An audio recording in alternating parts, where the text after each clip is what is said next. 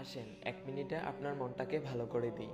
ধরুন হঠাৎ করে আপনাকে একজন ডাক্তার রিপোর্ট দিয়ে বলল আপনি আর মাত্র 30 দিন বাঁচবেন, আপনি ক্যান্সার আক্রান্ত। এখন ঠিক শেষ পর্যায়ে। এটা শুধু আপনি জানেন, আর কেউ জানে না। আপনার পরিবার কিংবা আপনার বন্ধুরাও জানে না। এখন এই রিপোর্টটা পাওয়ার পর আপনি বাসায় চলে গেলেন। প্রতিদিনের মতো আজকেও আপনার বাবা আপনাকে বকাঝকা শুরু করলো। তোকে দিয়ে আর কিছু হবে না, সারাদিন কোথায় কোথায় থাকিস তুই, অকাজের ছেলে, ইত্যাদি ইত্যাদি।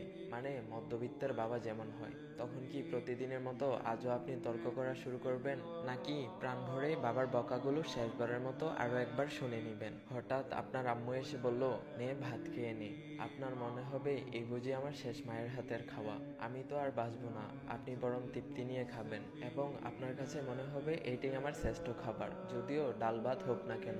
আপনি বাহিরে বের হলেন, পুরনো এক বন্ধুর সাথে দেখা, যাকে আপনি মোটেও সহ্য করতে পারেন না। সবসময় তার সাথে কথা কাটাকাটি হয়। আজও সে আপনাকে কিছু কথা শুনিয়ে দিল। আচ্ছা, এখন কি আপনি ওর সাথে তর্ক শুরু করে দেবেন? না, আপনি ওর সাথে তর্ক করবেন না। আপনি হয়তো তাকে জড়িয়ে ধরে বলবেন, দোস্ত ভালো থাকিস। আপনি আপনার এলাকাটা একটু ঘুরে দেখছেন আর ভাবছেন এই বুঝি শেষ দেখা। প্রাণ ভরে দেখছেন আকাশ, বাতাস, গাছ, এমনকি আপনার এলাকার মধ্যে যে 2-3টা কুকুর আছে ওদেরকেও।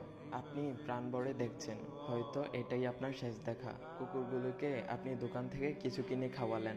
এলাকার মধ্যে যে মুরব্বীদেরকে দেখলে আপনি দূরে সরে যেতেন, এখন তাদের দিকে এগিয়ে গেলেন। বললেন, চাচা আমার শরীরটা ভালো নেই, আমার জন্য দোয়া করবেন, আর যদি কখনো ভুল করে থাকি তাহলে ক্ষমা করে দিবেন। আপনার চক্ষু শীতল হয়ে যাচ্ছে। হঠাৎ আপনার মনে হলো নামাজ পড়া উচিত। আপনি দৌড়ে গেলেন আপনার রবের কাছে। আজ আর কোনো দুনিয়াবি চাওয়া না, শুধু ক্ষমা ভিক্ষা চাইলেন। আপনি যা দেখছেন তাই ভালো লাগছে, সবকিছুই অসাধারণ। বিকেল সুন্দর, রাত সুন্দর, বাতাসগুলো সুন্দর, জ্যোৎস্না সুন্দর, মানুষগুলোও সুন্দর, এবং কি কুকুরগুলোও সুন্দর। সবকিছুই সুন্দর, কিন্তু আমি থাকবো না। একটাবার ভেবে দেখেছেন এতক্ষণ সবকিছু আপনার ভালো লেগেছিল কেন? কারণ আপনার মধ্যে এতক্ষণ কোনো ইগো ছিল না, কোনো রাগ ছিল না। ইগো না থাকায় মানুষ পৃথিবীর সবচেয়ে সুখী মানুষ হয়, অথচ আমরা মৃত্যুর কথা ভাবতেও চাই না। আল্লাহ তাআলা আমাদের সবাইকে বোঝার তৌফিক দান করুক, সবাই বলি আমিন। তো গাইস, তোমাদের কাছে ছোট্ট একটি অনুরোধ, ভিডিওটা সবাই সবার কাছে শেয়ার করে দিবা, যেন সবাই শুনতে পারে, বুঝতে পারে।